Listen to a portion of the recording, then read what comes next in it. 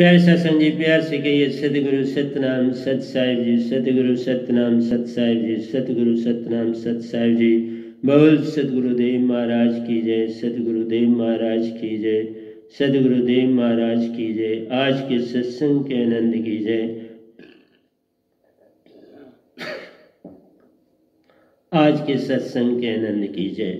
तो मैं सभी ब्रह्मांड के अंशों को, निज धाम के परम अंशों को और निज धाम के सतपुरुष जी के चरणों में बारंबार नमस्कार करता हूँ और अपना सर उनके चरणों में भेंट करता हूँ और यही चाहता हूँ कि जो कुछ वो संसार को दें इस गधे भाई के मुखार बिन से दें, जो कि उनके लिए माई का काम करेगा। तो इस तरह से ये सारा संसार कुछ जान पाए और कुछ जाग पाए। आज प्यारी सत्संग जी 15-10-20-20 है और आज का जो टॉपिक है वो है मन माया का संग। मन माया का संग कैसा है?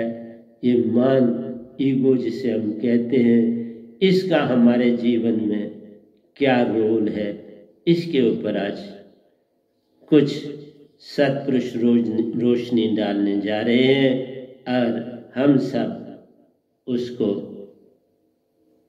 सुनकर उसके ऊपर पालन करने की चेष्टा करेंगे। तो प्यारे सत्संग जी,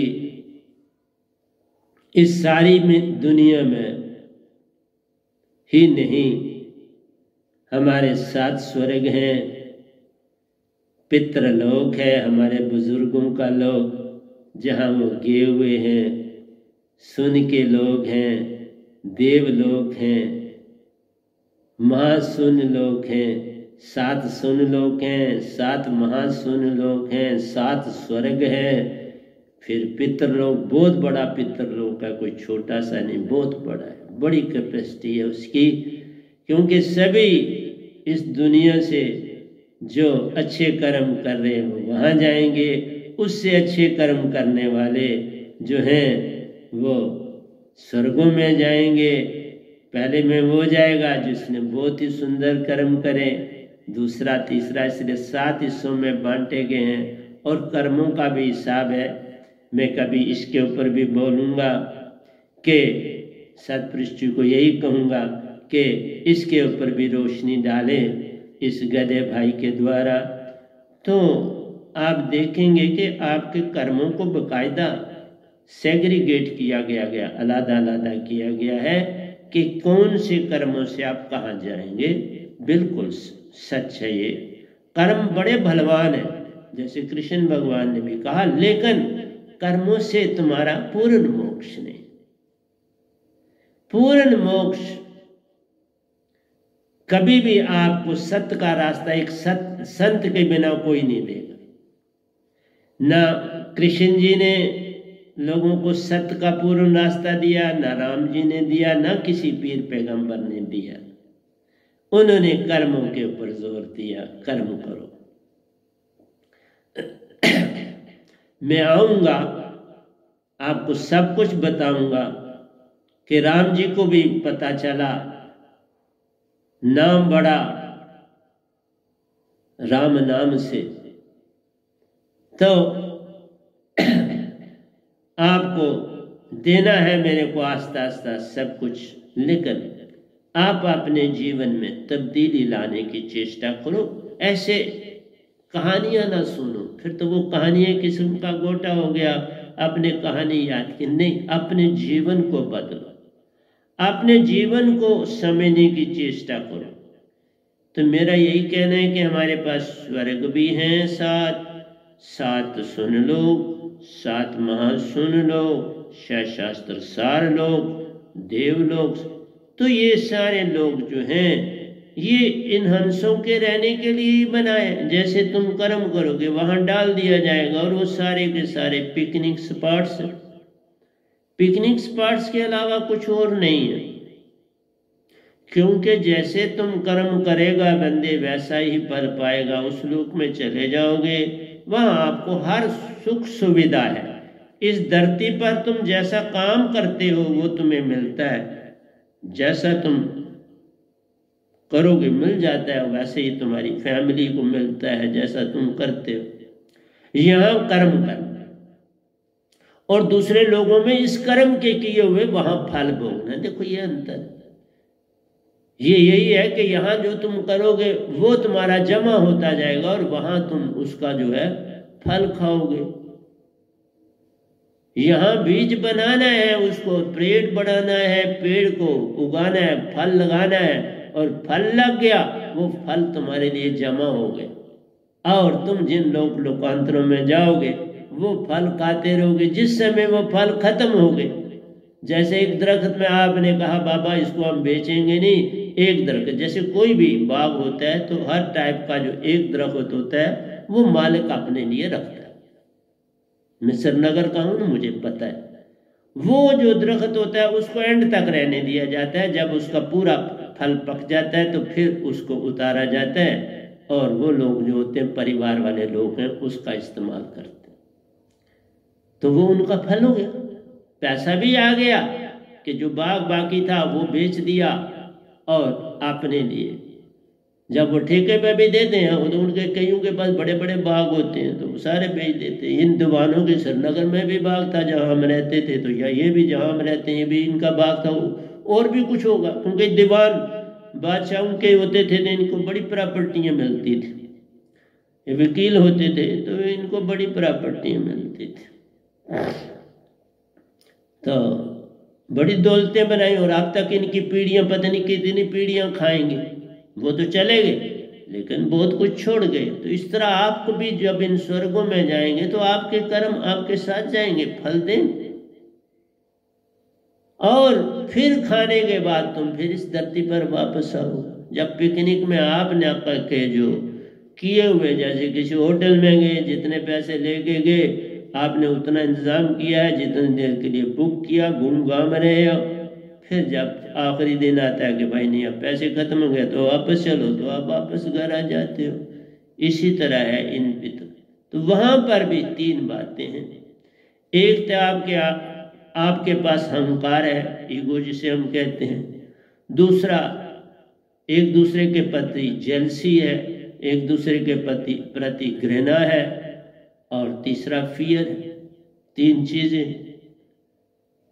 जेलसी इसलिए है कि भाई देखो वो पहले स्वर्ग में रह रहा है तो मैं सातवें स्वर्ग में रह रहा हूँ, तो उसने बड़े कर्म किए, क्यों किए, मैंने क्यों नहीं किए, तो उसके साथ जेलसी है।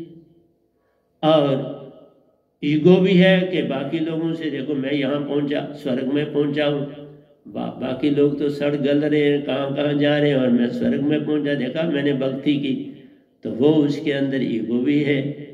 और फिर मैंने बोला इंग्लिश के प्रवचन में कि आपको एक मालाएं मिलती हैं, एक गले में होती है और दो आपकी रिस्टों में होती हैं, कलाई में, तो आप जो है वो मालाएं जूं जूं वक्त गुजरता चला जाता है वो मालाएं कुछ कुमलाती हैं, वो कुमलाती हैं तो आपको दे देती हैं कि बाबा ओ संभल के, टाइम बड़ा थोड़ा अब रह गया है, जाना है धरती पर फिर जन्म लेना है।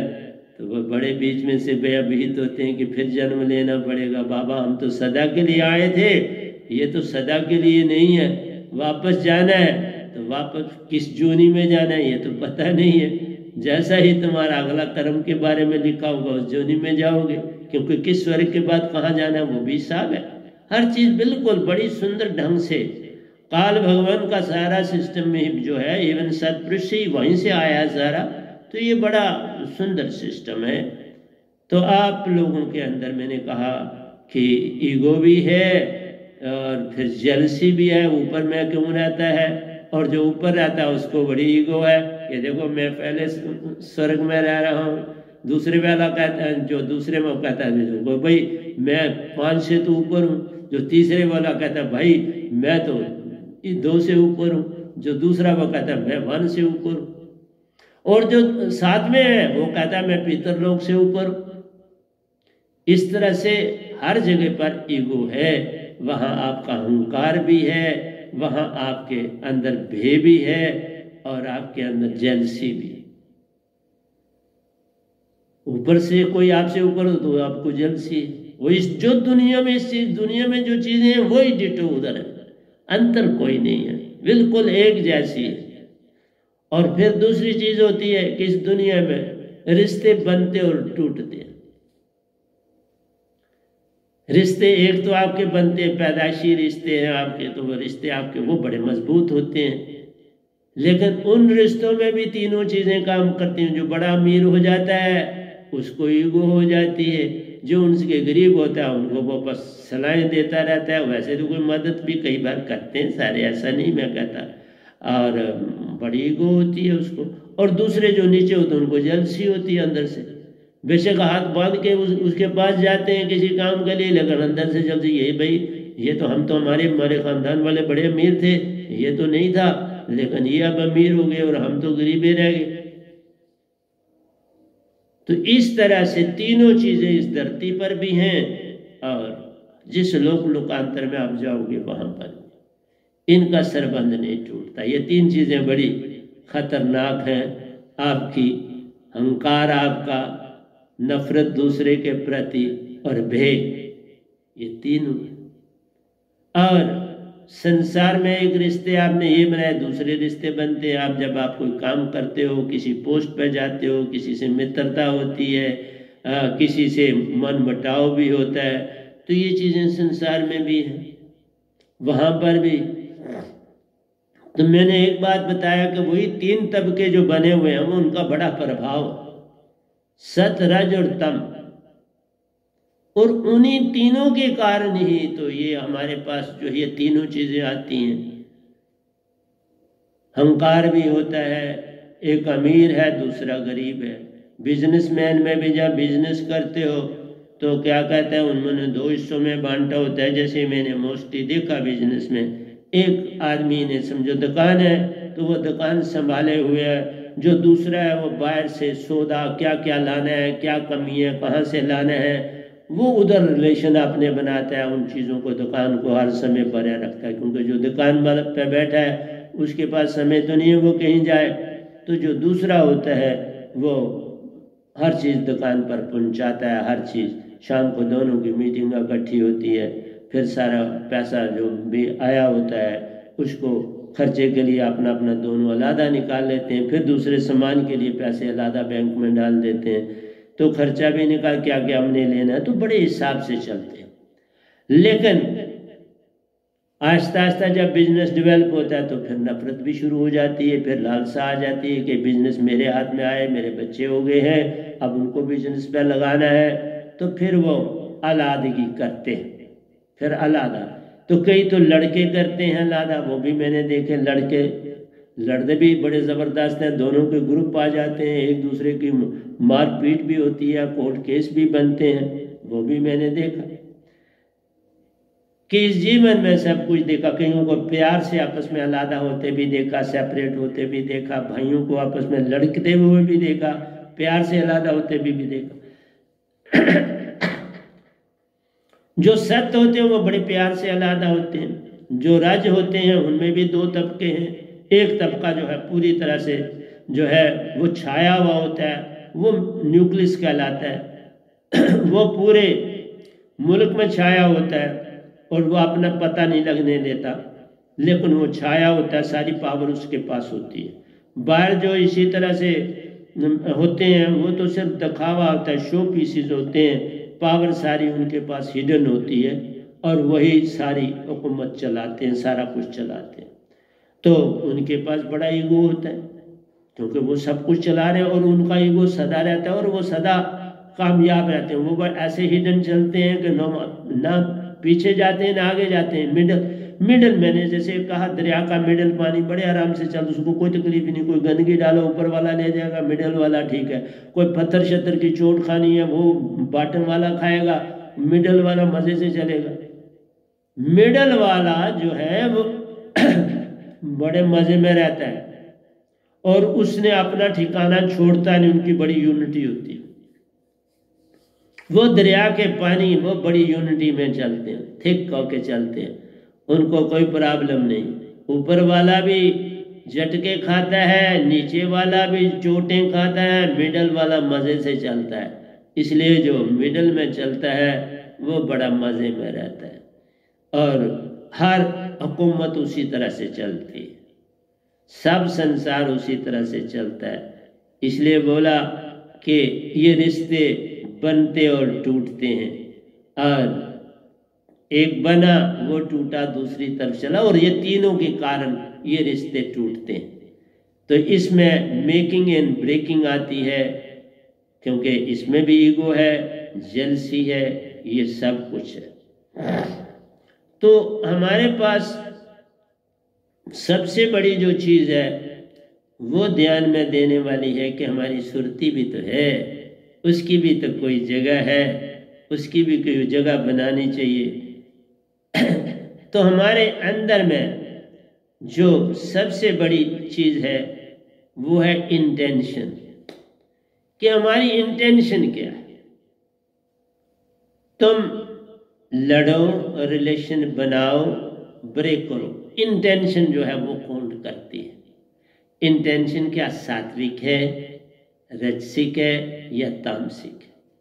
अगर तो तुम्हारा झगड़ा ऐसे हुआ लेकिन उसमें तुम्हारी इंटेंशन कोई नहीं है तो एक दिन फिर जुड़ जाएगा। अगर इंटेंशनली आपने वैर विरोध रख के करा तो वो कभी जुड़ेगा नहीं।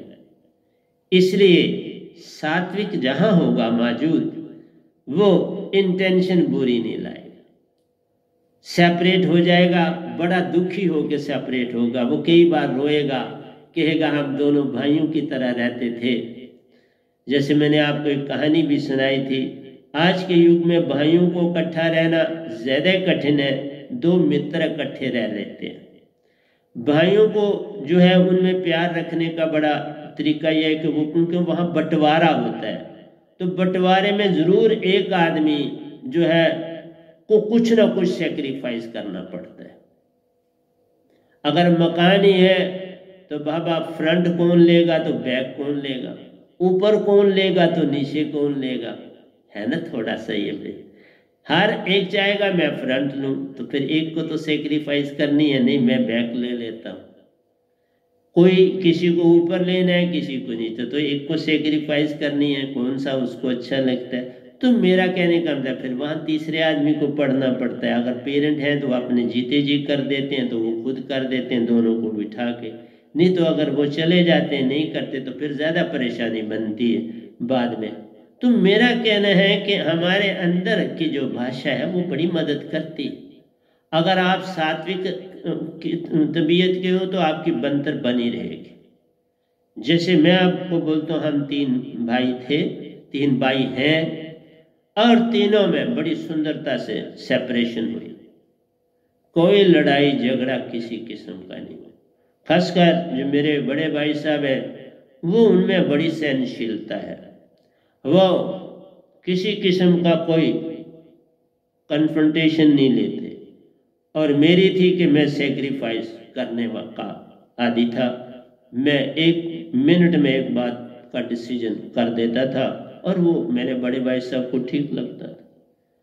खड़े खड़े ये जो एक बात कर दी भाई ने, फिर नहीं उसके। इसलिए सत्य की बात जो होती है उसका किसी से झगड़ा नहीं होता। रजस्वाय झगड़े के करता ही कुछ नहीं है।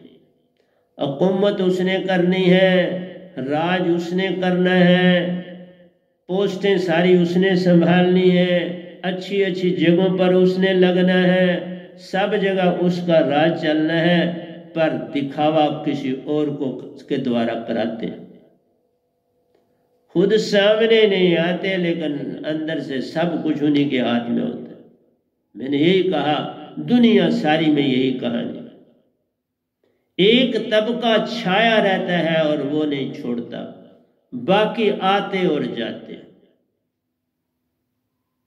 और वो तबका किसी की हुकूमत हो, कोई हुकूमत हो, उनका बोल भाला ही रहता है। हुकूमत आए ना आए उन्हें कोई फर्क नहीं पड़ता, कौन गद्दी पर बैठा कोई फर्क नहीं पड़ता। ऐसा मैंने भी अपने पूरे जीवन में देखा, क्योंकि उस समय तो समझ नहीं थी। अब एक पूर्ण संत बना हूं तो पूरी समझ है, पूरी तरह से है। इसलिए बोला कि ऐसे ही मुल्क चलते हैं, लेकिन अपने आप में कभी डिप्रेशन नहीं लाना चाहिए। सदा ऑप्टिमिस्ट रहो। डिप्रेशन की कोई जगह संसार में नहीं है। कोई भी चीज डिस्कशन से हल हो जाती है, थॉट विचार से हल हो जाती है। हम एक दूसरे के साथ बातचीत से, सुलह से हर चीज को हल कर सकते हैं। लेकिन एक बात होती है, कई आदमियों की नेचर, वो बाहर से तो कुछ और शो करना चाहते हैं, अंदर से कुछ और होते हैं। वो बड़े डिसेप्टिव नेचर के होते हैं। जैसे कि मैंने बोला कि वो हाथी के दांत खाने के और दिखाने के हो, और दूसरा है कि जो दिखता है वो होता नहीं, जो होता है वो दिखता नहीं। ऐसे लोग हैं और वो रजस में है। रजस को हर चीज में लाभ चाहिए, उसको हानि बर्दाश्त नहीं होती, वो नुकसान देख नहीं सकता। ये मैंने चीजें आपको बोली, लेकिन ईगो भी तो उसी में है ना। उसका ईगो बड़ा सख्त है, रजस का ईगो बड़ा सख्त है। उसे तुम मिटा नहीं सकते। वो टूट सकता है लेकिन ईगो छोड़ नहीं सकता। सत्व का ईगो टेम्परेरी है। कोई आया 2 मिनट में, एक फूंक से चला गया तो नॉर्मल। और जो सात्विक है उसका ईगो एक नशे की बाटल से टूट जाता है। एक गोली नशे की खा के टूट जाता, पता ही नहीं, उसको होश ही नहीं रहती, तो ईगो क्या करेगा? वो मुक्का शुक्का मार के वहीं सो जाएगा और फिर मुक्के ही मुक्के खाएगा। फिर उस बेचारे को साह नहीं लेने दिया जाता, उससे गलती तो हो जाती, फिर वो रोता चिल्लाता सब कुछ करता, माफिया भी मांगता है, लेकिन रजस उसको कोई माफी नहीं देता। रजस को मौका मिला उसको पीटने का, लताड़ने का, जेल में फेंकने का, तो उसको कहां छोड़ेगा। इसलिए हम अपने विचारों से लड़ते रहते हैं। हमारी ईगो हमारे विचारों से होती है, क्योंकि जब दूसरा नहीं मिलता, अब दूसरा पूरी तरह से समझ जाता है कि ये तो भाई ऐसा आदमी है, ये खतरनाक है, तो वो पीछे दूर दूर दूर भागते हैं। लेकिन वो भागने कहाँ देता है? वो रजस वाला उसको भागने नहीं देता, बोलता पकड़ के ले आओ उसको, तो वो उसको जाने नहीं देता, अपना प्रभाव डाल के रखता है, बास बन के रहता है और हर काम उससे लेता रहता है। कोई किसी चीज में उसकी डिलाई नहीं होने देता। बाबा तू कहां भाग के जा रहा है, मैं तुम्हारा काम अभी सीधा करता हूं। और इसी का नाम है, जब आप अपना ये एक्सप्रेशन देते तो इसी को कहते हैं आई एम, मैं कुछ हूं, इसी को अहंकार कहते हैं। हम जब ऊपर दूसरों के ऊपर अपनी चीज थोपते हैं तो ये अहंकार है। तो ये ज्यादा अहंकार तो उसी में होता है जो बिजनेस में है और जो बड़ी पोस्टों पर है। कोई सिलेक्शन कमेटी में है, कोई पोस्टें देने वाले हैं, कोई ट्रांसफर करने वाली पोजीशनों पर है, उनकी बात ही कुछ और होती। उनके पास पावर है और पावर में वो जितनी देर जीवित रहते हैं तो उस अहंकार में वो जीते हैं। किसी से आसानी से बात नहीं करते, बड़ा बंदा ढूंढना पड़ता है, वो भी नहीं मिलता कि इनसे बात कौन करे। और इसी तरह से जो दूसरे लोग होते हैं उनका जीवन बर्बाद हो जाता है। मैंने भी जब देखा कि ये काम नहीं चलता, सर्विस नहीं चल जा सकती, तो फिर प्री मैच्योर रिटायरमेंट ले। चलना कठिन हो जाता है, ऐसी ऐसी जगहों पर आपको फेंक देंगे कि आपको वहां जाने कठिन हो जाए। तो ये वो दे नो दिस मच। और चूंकि वो ईगो उनको होता है, वो अपनी ईगो को सेटिस्फाई करते हैं और ऐसा काम करते हैं। ये उनकी अपनी बनाई हुई चीज होती है। ये अपना एक किस्म का, एक आदमी तलवार चलाता है, ये शब्दों की तलवार चलाते हैं, अपने ब्रेन की तलवार चलाते हैं, अपने ओहदे की तलवार चलाते हैं। बड़ी तलवारें होती हैं इनके पास, और किसी को लाभ देने लगे तो इतना लाभ देते हैं जिसका कोई हिसाब ही नहीं। मेरे साथ एक लड़का पढ़ता था, वो पढ़ाई में भी कमजोर था, सब कुछ था, लेकिन मैंने देखा कि उसने जब एक क्वालिफिकेशन पूरी करी तो उसके लिए पोस्ट ही क्रिएट करी गई।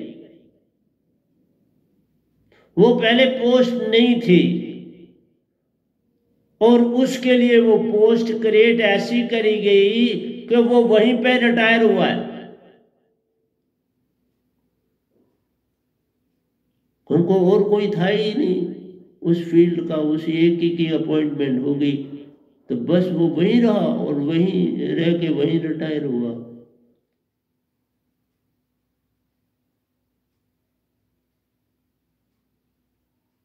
इसलिए ईगो बड़े लाभ देती है ना, अपनों को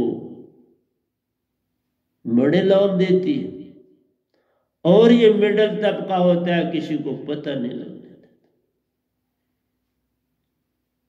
मैंने भी उस बंदे के लिए बड़ी सेक्रीफाइस की हुई है, पर उसको कोई लेन देन किसी से नहीं रहा।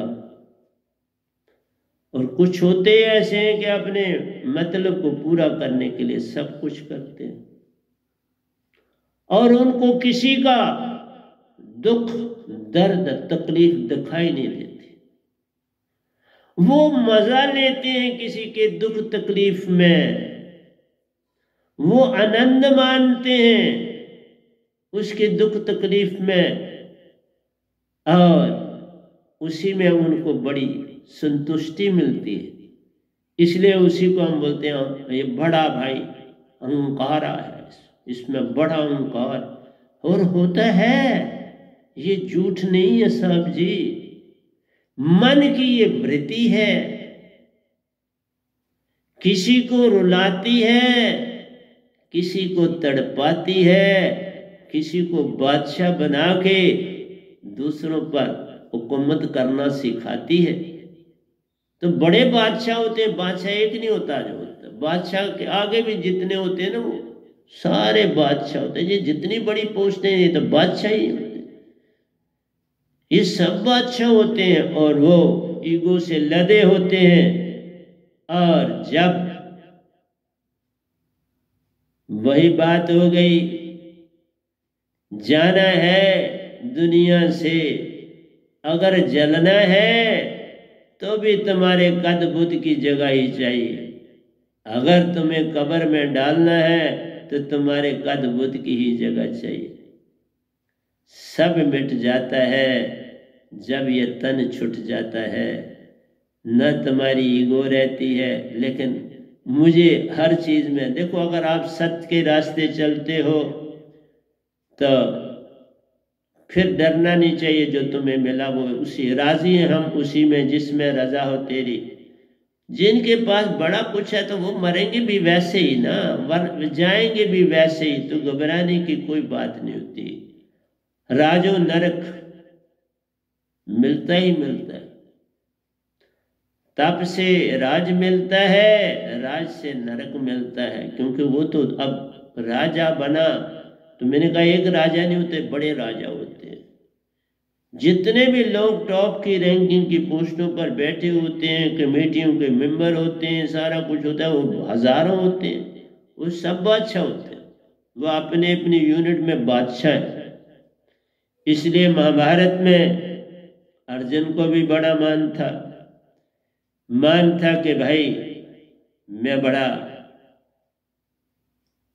निपुण हूं अपनी फील्ड में, बड़ा धनुषधारी हूं, मेरे गुरु, मेरे रिश्ते नाते बड़े प्यारे, बड़े अच्छे, गर्व था। कृष्ण भगवान ने कहा ये सब दिखावा है, तू क्या इन रिश्ते नातों में डूबा हुआ है? छोड़ इन रिश्ते नातों को, अपना कर्म कर। कि तुम्हें क्षत्रिय हो, तुम्हारा लड़ना धर्म है, अपने धर्म का पालन कर और इस समय रिश्ता नाता ना देख। तुम मेरे शिष्य हो, बस टूट पड़ो। उसको उनका अर्थ है मैं मारने वाला। बाबा कोई किसी को नहीं मार सकता। मारने वाला जो है वो तो पता ही नहीं देता, वो तो रजस होता है ना, वो पता नहीं देता। कब तुमको हानि पहुंचा जाएगा रजस, वो नहीं तुमको पता देता। इस तरह से गॉड तो रजस है मेन, सत्य भी उसमें है बड़ा थोड़ा, तामस भी है। जैसे 3 देवता बनाए ना, शिव जी बेचारे तामस के देवता है, ब्रह्मा जी रजस के हैं। और रजस का कितना इल्म देते हैं, कितना कुछ सिखाया है कि बस एक कैसी कैसी चालाकी करनी है, सारी चालाकियां जो है वो दे दी रजस को। और सत्व के विष्णु भगवान ने बोले सब बर्दाश्त कर, सब सहन कर और तुम्हें स्वर्ग मिलेगा, घबराना। तो सबके देवता है और वो चलाते हैं वैसे।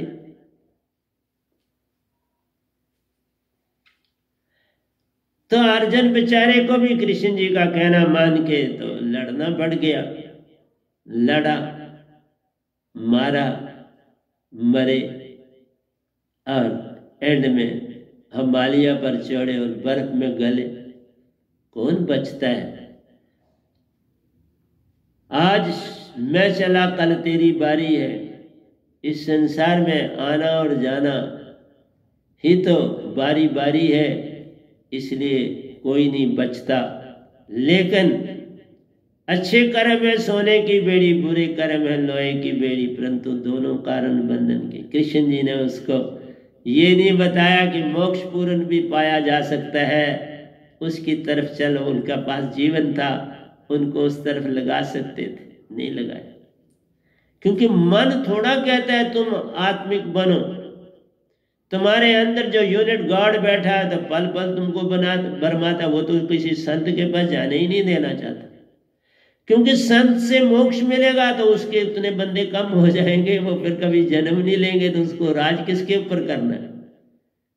ये राज ना कृष्ण भगवान ने दिया, ना राम जी ने किसी को दिया। ये राज तो उन्होंने भी नहीं दिया ना।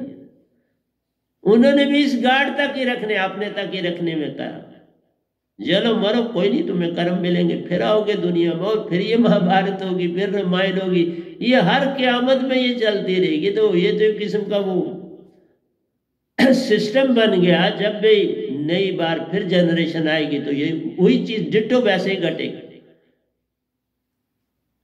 डिट्टो वैसे करी। चाहे उसमें काम करने वाले कोई और होंगे, वो नहीं होंगे, और होंगे, पर वही चीज होगी, घटेगी। उसी तरह कोई तीरंदाज होगा, कोई गदा चलाने वाला होगा, कोई बंसरी बजाने वाला होगा, वैसे ही होगा मेरे प्यारों। घटेगा सारा कुछ वैसे ही, हर क़यामत में वैसा ही घटता है। क्योंकि और कहानियां कहाँ से लाएं? एक बार ये बना दिए तो उसको रिपीट करते हैं, हर युग में वही होता है। उसी तरह ध्रुव होगा, प्रहलाद होगा, सारे वैसा ही सारा सिस्टम जो उन्होंने बनाया है उसी को रिपीट किया जाएगा। जैसे फैशन यहाँ 10 साल एक फैशन चलता है, 10 साल के बाद फिर वही जो पुराना था वापस आ जाता है। वो ये आप देख लो, लेडीज का ड्रेस वो घाघरा पहनना तो वो पहले भी था, तो फिर अब आ गया। तो इस तरह से रिवाज वैसे ही रिपीट होते हैं और कुछ नहीं। और ये दुनिया में भी वही चीज रिपीट होती है। और अगर हमको इसी तरह से रियल सेल्फ जो इंटरनल है ये असलियत में दबाया जाता है, राम जी ने दबाया लोगों से, कृष्ण भगवान ने दबाया लोगों से, लोगों को पूरा पता नहीं लगा। इसीलिए तो हमारी आवाज कौन सुने, इसको तो साहब ने दबाया। संत की वाणी को कभी चमकने दिया ही नहीं किसी ने। कबीर जी को आज तक लोग नहीं समझ पाए, 550 साल होने लगे उनके आज भी सिर्फ दोयों से लोग उनको चार उनको उनका असलियतपन नहीं जान पाए कि वो आत्मा के गुरु थे। वो कोई साधारण गुरु थोड़ा थे, जैसे मैं आत्मा का गुरु, बाकी सारा संसार मन का गुरु। तो मन का तो निरंकार मन का देवी देवते जितने हैं वो मन के फौजे हैं, 33 करोड़ देवते जो हैं वो मन के, जितने 60 लाख गुरुआ हैं मन के। संत तो एक आता है आत्मा का, कौन सुनेगा बात? लेकिन काम तो करना है आपने, कोई सुने या ना सुने तो अलग बात है, लेकिन सत्पुरुष भी अपना कोई ना कोई रिप्रेजेंटेटिव भेजते रहते हैं। जो हमारा रियल ट्रू सेल्फ है वो कभी खत्म नहीं होता, वो सदा रहता है, उसे कोई खत्म कर नहीं सकता। तुम्हारा रियल सेल्फ साथ रहता है, वो न मिटता है, न उसे कोई बांध काटता है, न वो डूबता है, न उसको पवन जलाती है, अग्नि जलाती है, न पवन उड़ाती है, न पानी बहाता है। वो तो सदा अमर ही की अमर रहती है, वो तुम्हारी आत्मा।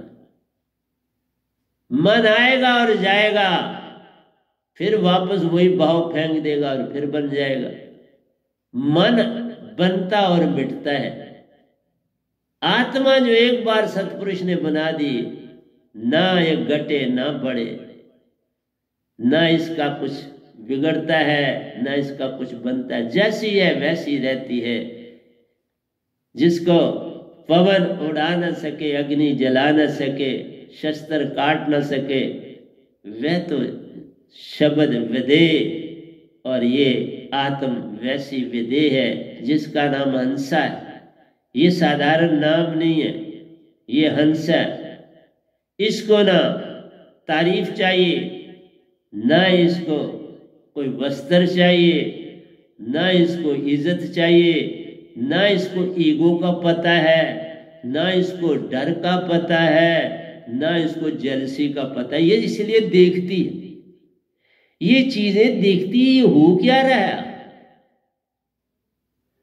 इसको इन चीजों से कोई लेन देन नहीं है। ये भाषा जानती नहीं आत्मा, जेलसी की ये नहीं जानती, डर जो फियर है उसको नहीं जानती, ईगो जो मान है उसको नहीं जानती। ये सिर्फ देखती है बंदा कर क्या है, ये वाचर है और कुछ नहीं करती। दुर्योधना का देख लो, दुर्योधन का कितना मान था। दुर्योधन को था क्योंकि उसके जो कोटियर दरबारी थे ना, वो जो उसका फ्रेंड सर्कल था, वो उसकी खाम खा तारीफ करते थे, क्योंकि डरते थे उससे। उसका बड़ा रोब था, पता नहीं किस समय क्या कर दे, किसी की गर्दन कटवा दे। वो तो किसी का मित्र नहीं था, तो वहां सारे खामोश रहते थे। आपने देखा जब द्रौपदी का चरण हरण हुआ तो कोई भी उसकी रक्षा के लिए वहां से नहीं उठा। पांडवों तक इतने शूरवीर थे, लेकिन अपनी धर्म पत्नी को बचाने के लिए एक भी नहीं उठा। और बाकी भी दुर्योधन के साइड में भी बड़े बड़े प्यारे थे, रिश्ते नाते थे, सब कुछ था, एक भी नहीं उठा। देखा इस ईगो का, भय का और जलसी का कितना रोल होता है। फिर बेचारी को कृष्ण भगवान ने सहायता करी, तो इसलिए क्योंकि उन्होंने अपनी इमेज बनानी थी, तो उनकी इमेज बनी, तो वो सहायता के लिए आए और वो कर सकते थे। वो तो अवतार का मतलब ही होता है खुद गॉड, वो सारे गुण होते हैं, लेकिन वो इस्तेमाल सोच समझ के करते हैं। गुण सारे होते हैं, आपके अंदर भी मिनी गॉड बैठा है, लेकिन वो अपने हिसाब से काम करता है। जो कॉस्मिक माइंड है वो अपने हिसाब से काम करता है। मिनी जितने हैं सभी के शरीरों में, तो वो अंडर द कॉस्मिक माइंड के अंदर काम करते हैं, उसके तहत काम करते हैं। इसलिए दुर्योधन को उसके दरबारियों ने, उसके अपने मित्रों ने, साथियों ने बिगाड़ा, उसकी अनड्यू तारीफ करते रहते थे। और इसी तरह से आप देखो, अगर 3 मित्र हैं, 2 मित्र जो हैं वो गरीब हैं और एक मित्र अमीर है। होता तो ऐसा कम है, पर चलो मान लेते हैं ऐसा है। वो जो अमीर मित्र है उसने वो गरीबों को बनाया एक किस्म के अपने 2 नौकर रखे होते हैं। वो मित्र नहीं होते, वो उसको ताली बजाने के लिए रखे हैं, उसको प्रोत्साहन करने के लिए। वो किसी गेम को खेल रहा है, वो हार भी रहा है तो उसको ताली बजा रहे। वो मैदान से बाहर हार गया, बोला बहुत अच्छा खेला, ये तो खाम खाई, ऐसे तो रेफरी ने ऐसा कर दिया, तुमको हरा दिया, तुम हार नहीं सकते थे तुम। मीनिंग है, हम अनड्यू जब किसी की तारीफ करते हैं, उसको उबारना चाहते हैं, तो असल में हम उसको नुकसान पहुंचा रहे हैं, क्योंकि वो उसमें बैठ जाता है और वो जो उसका अपना असलीपन है वो सामने आ नहीं पाता और वो जीवन में बड़ा पीछे रह जाता है। ऐसा भी मैंने देखा, उसको बड़ी हानि होती है। जो हमारे उस होम का सुपरिटेंडेंट जी थे, उनकी एक ही औलाद थी, एक लड़का था। तो उस लड़के के लिए हर फैसिलिटीज थी, पढ़ाने वाला आ रहा है, घर सब कुछ है। हमको तो खुद ही सब पढ़ना, बिजली भी नहीं मिलती थी पढ़ने के लिए, कि हमको पढ़ना है तो नहीं, बिजली ऑफ हो जाती थी 10 बजे, पढ़ भी नहीं पाते थे। काम भी सारे अपने भी करने हैं, वैसे ग्रुपों में भी काम करना है, सब कुछ करना है। तो मैं शॉर्ट वर्ड में बोलूं, क्योंकि उस बच्चे को सभी बड़ा प्रोत्साहन देते थे, जितने भी वहाँ हम लोग थे, हम बड़े अच्छे हो, बड़े हो। उसका मनु जी पता नहीं क्या नाम था, मुझे कोई याद नहीं उसका, बड़ा उसकी, क्योंकि वो सुपरिटेंडेंट का लड़का था, तो उसकी तारीफ नहीं करेंगे तो क्या करेंगे, वहां रहना ना। सुपरिटेंडेंट के हाथ बड़ी पावर थी, ऐसा फटाफट लिख के ऊपर से ऑर्डर मंगवा लेता था, उसको निकाल देता था। बड़े निकले पत्ता भी नहीं चला कैसे कहाँ गए वो, निकाल देता था। तो सभी डरते थे, डर से कौन बेचारा बोलेगा। और वो लड़का उनका ऐसा बिगड़ा कि उसको शराब ने नहीं छोड़ा। सर्विस भी उसकी बड़ी अच्छी जगह, अपने टूरिज्म के वो जॉइंट डायरेक्टर बने, तो वहीं उसको इंस्पेक्टर बनवा दिए। वो बेचारा शराबी यही बना। अनड्यू तारीफ गिरा देती है। अनड्यू तारीफ किसी की भी करोगे तो उसका आप भला नहीं कर रहे हो, बुरा कर रहे हो, लेकिन करनी पड़ती है। 3 बच्चों में जो अमीर है, कभी कभार वो उनको कुछ खिला भी देता है, तो बेचारे वो उसी में खुश हैं कि चलो भाई इससे कुछ 4 पैसे खाने को मिल जाते हैं।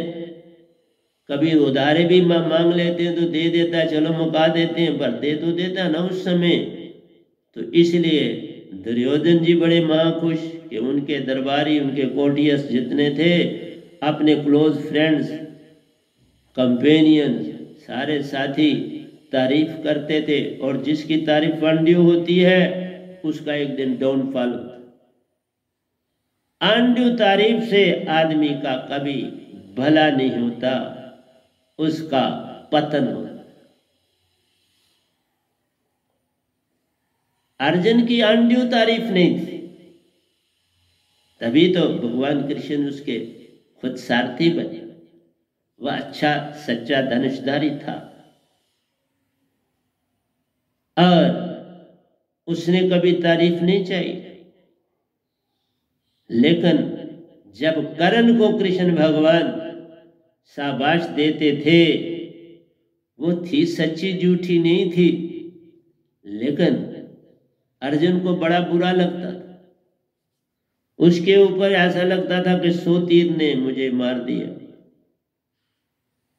तो इस तरह से कृष्ण भगवान तो सच्ची तारीफ, अर्जुन कर्ण था भलवान, कुछ शक की बात नहीं थी, क्योंकि वो एक तीर मारता था तो इसका रथ 3 पग पीछे जाता था। जब ये मारता था तो उसका रथ 1 ही पग पीछे जाता था।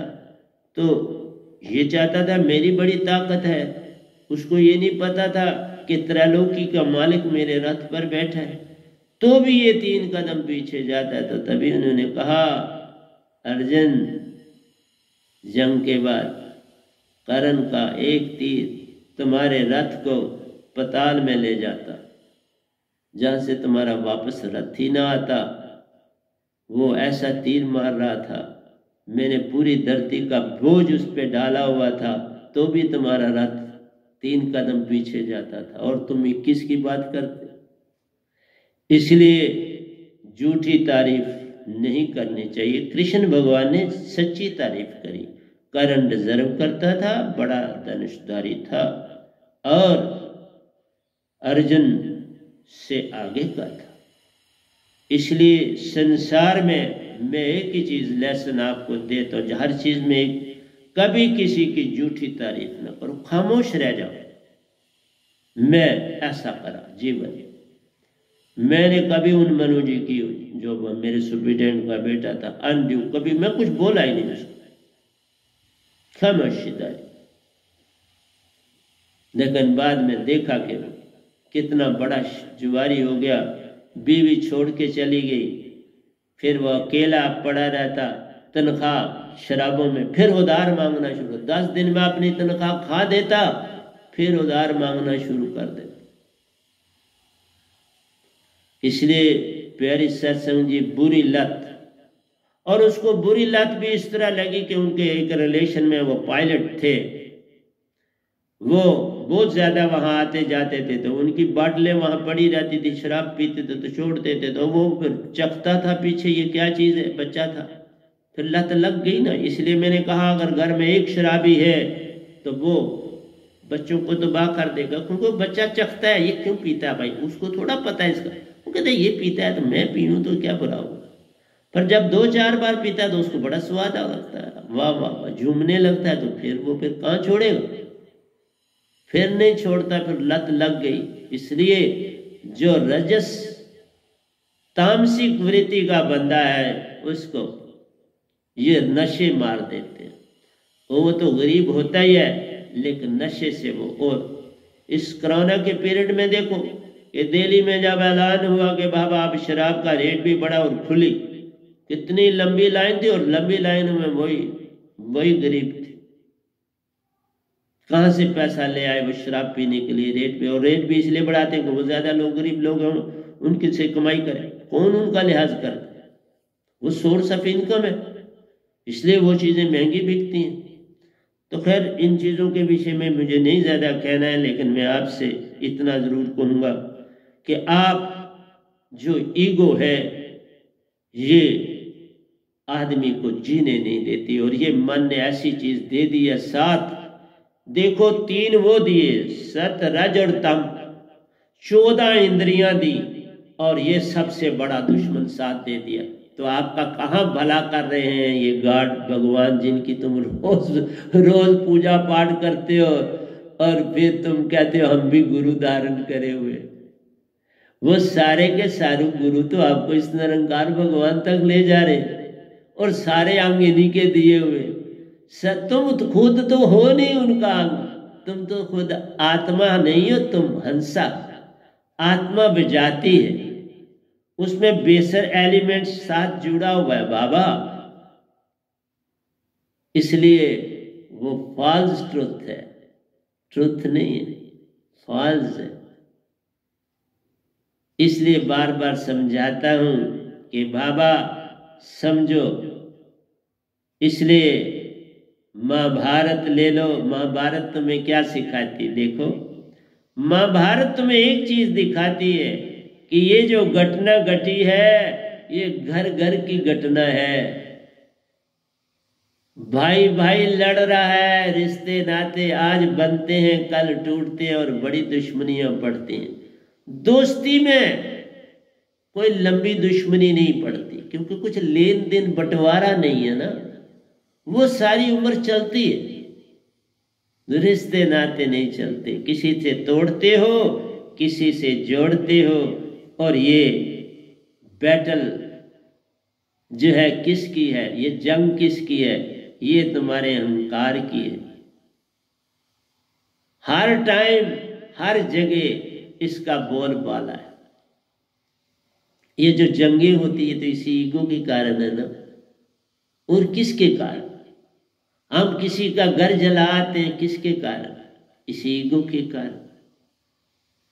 हम किसी को दुख तकलीफ देते हैं, इसी के कारण। हम सताते हैं, जिसने एक बार कोई गलती कर दी उसको माफ ही नहीं करते। जो आदमी ईगो वाला कभी माफ नहीं करता, उसको तबाह और बर्बाद कर देता है। ऐसा भी देखा आपने जीवन में, देख के इधर पहुंचा। तो ये घट घट की कहानी है। ये महाभारत ऐसा कुछ दे के गई है कि तुम्हारी ये लड़ाई, बैटल, जो जंग है, सदा के लिए अमर है।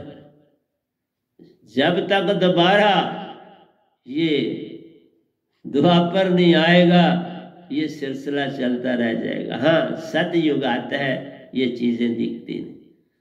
त्रेता आएगा, फिर वही राम जी की कहानी शुरू होगी। फिर द्वापर आ जाएगा, और द्वापर की चीजें कल युग में सारी चलती रही। कर्म भी चलता है, चल रहा है कि कर्म को करो, सारा संसार अच्छे लोग कर्म में लगे। कोई सत्य को नहीं पकड़ना, सत्य खत्म हो गया। ये जो सत्य तुम्हारा अंदर है, ये कर्म का सत्य है। रज जो है वो कर्म का है, इसलिए तामस जो है वो भी बेचारा तामसिक रीति में तुमको सुला देने वाला।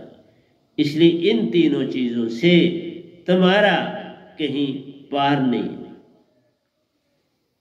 इसलिए जो फैमिली की फैमिलियां आजकल टूट जाती हैं, तो कोई संतत्व से जुड़ा हो तो वो जुड़ी रहती है। हम 3 भाई थे तो बड़ी खिचड़ी की तरह, आज भी वो मेरे दोनों, मेरे बड़े भाई छोटे भाई, वो मेरे साधक, श्रद्धा से साधक, पूरी श्रद्धा रखते। ऐसे नहीं दिखावा नहीं। दिखावा किस लिए रखना है? मैं कौन सा किसी को कुछ कहता हूं? क्या कोई कुछ नहीं कहता, लेकिन सत्य को उन्होंने पकड़ा है। इसलिए मेरा बार बार आपसे इतना ही कहना है कि सत्य को पकड़ो और सत्य पे चलो। सत्य के बिना सब झूठ है। इसलिए हैव और न हैव नॉट की लड़ाई है। क्या मेरे पास है, क्या उसके पास? संसार में जो मेन लड़ाई है ईगो की है। कारण क्या है? एक तो बोला कि भय है, दूसरा कारण है कि मेरे पास क्या है, उसके पास क्या है, और उसके आगे उसके पास क्या है। किसी का भाई अगर बड़ा बन गया, कोई इंजीनियर बन गया, कोई डीसी बन गया, और एक बेचारा टेलर ही रहा। अब उस टेलर वाले भाई को, ऐसा भी मैंने सीन देखा, तभी टेलर बोल, ये भी सच कहानी, झूठ नहीं। क्योंकि टेलर वाले भाई को वो अपने घर आए तो उसकी बेइज्जती होती, वो ये भी किसी को कहे मेरा भाई है, उसकी बेइज्जती होती। इवन जो बाप घर पर होता है, जो डीसी बना होता है या कमिश्नर होता है या सेक्रेटरी होता है, अगर किसी को भाई दिवे, वो बाप, वो जिस नाम से वो पहले पुकारता था वो पुकारता है, तो वो बड़ा उसको क्रोध आता है। ये क्या करता है मेरा बापू, मेरे सबके सामने मेरी बेइज्जती कर दी। वो कहेगा मोनू इधर आ, तो वो कहेगा ये देख क्या बोल रहा है। इसलिए वो बापू को दूसरे भाई के पास छोड़ आता है, भाई उधर रुक, मैं तुम्हें खर्चा भेजूंगा, इसके लिए तुम इसको इधर रख। ये हालत है अहंकार की। आप बाप को नहीं टॉलरेट करते, भाइयों को गरीब हो जाए तो उनको टॉलरेट नहीं करे, तुम्हारे रिश्ते नए बन जाते हैं और पुराने रिश्ते छूट जाते हैं। और जिन्होंने माँ बाप ने पाल पोस के बड़ा किया होता है, किस बात की ये डीसी, किस बात की ये सेक्रेटरीशिप, किस काम आने वाले? कौन तेरा अपना? जिन्होंने माँ बाप ने, अगर तू उनका नहीं बना तो तेरा कौन बने? इसलिए संसार बड़ा, इस ईगो ने सब कुछ तबाह कर दिया। और देखा मन ने क्या दिया, 14 इंद्रियां देख के भी खुश नहीं हुआ तुमको, और तुम समझते नहीं भक्ति क्या चीज है। 14 इंद्रियां दी, 5 कर्म इंद्रियां, 5 ज्ञान इंद्रियां, 4 अंतःकरण की इंद्रियां, फिर दे दिए सत रज और ताम 3 गुण, ये दे दिए। 3 गुणों से भी काम नहीं बनता तो उनके साथ 3 चीजें बड़ी सख्त जोड़ दी। अहंकार जोड़ दिया नंबर 1, जेलसी जोड़ दी नफरत, और तीसरी चीज क्या दे दी? बेद। तीनों चीजें और सख्त दे दी। ईगो के साथ 3 चीजें और जोड़ दी। इसलिए मेरी प्यारी संगत, इन सब से बचने के लिए ही तो सार शब्द देता हूं। ये बचाने की आपको ढाल है, एक जैसा रखेगी। मेरी देखो, मैंने नहीं, पूरा पूरा जितना भी मेरा यूनिट है, कोई मुझसे नहीं लड़ता और कोई आगे भी नहीं लड़ता। मेरे बैठने से ही सब कुछ हो गया, सब झगड़े खत्म हो गए सबके। कोई इतना भी महसूस नहीं करता कि ये मेरी चीज है, ये फलाने की चीज है। सबकी एक है, ऐसा बन जाओ ना। ये संत करने आया है। ये जो तूफान अंदर उठते हैं उनको मिटाने आया है। तुम्हारे अंदर जो मतभेद हैं उन्हें मिटाना आया है। जो तुम जानते नहीं वो तुझको समझाने आया है। और जो तुम्हारे अंदर मान ये सब मन ने कितनी चीजें तुम्हें दे दी, सोचो तो सही सा।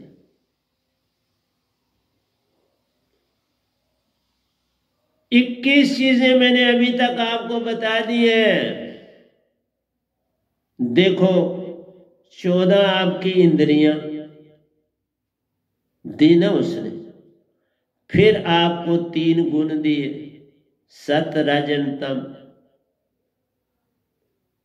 ये दिए। फिर ईगो दिए 14, 17 तो ईगो दिया, 18, और 3 चीजें ये दे दी।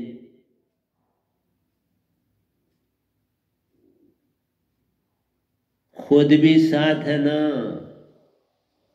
ईगो है तो मन भी साथ है। फिर उसमें जेलसी भी आ गई तुम्हारी, भय भी आ गया, इसको भी जोड़ो ना। इस तरह से अभी कितनी चीजें सामने आएंगी। अभी तो ये 20 ही हुई है, आगे बढ़ती जाएंगी। इतनी चीजें इसने दी और आत्मा अकेली है। तुम देखा, उसके साथ कोई साथी नहीं, कोई संगी साथी नहीं। एक तराजू में इतना ढेर पड़ा है और दूसरी तरफ अकेली। सत रज तम 3, ईगो 4, फिर आपके पास आ गई जेलसी 5, फिर आ गया डर 6, तो आ गई ना आपके पास। और खुद मन है ना 21। इसलिए मेरे भाइयों, बड़ा खराब है, नहीं छोड़ने वाला। जागो और सत्य को पहचानने की चेष्टा करो। बिन सत्य बात बनेगी नहीं, तुम लाख कोशिश करो। तो प्यारी सत्संग जी, फिर वही बात है, समय नहीं इजाजत देता, इतनी ही बात आपसे करनी थी, लेकिन कोशिश करी। अगर आप जागने वाले हो तो मैंने इन सारी चीजों को आपके सामने, इंद्रियों को भी रखा है, मन को भी रखा, आज ईगो को भी आपके सामने रखा। तो मैंने आपको पूरी चेष्टा से समझाने की चेष्टा की। आगे आपका काम है कि आप 21 को जान के भी अपने आप को अलादा नहीं करना चाहते, तो आपके अपने। तो प्यारी सत्संग जी, प्यार से कहिए, सतगुरु सतनाम सत साहिब जी, सतगुरु सतनाम सत साहिब जी, सतगुरु बोल सतगुरुदेव महाराज की जय, सतगुरुदेव महाराज की जय, सतगुरुदेव महाराज की जय। आज के सत्संग के आनंद की जय, आज के सत्संग के आनंद की जय, आज के सत्संग के आनंद।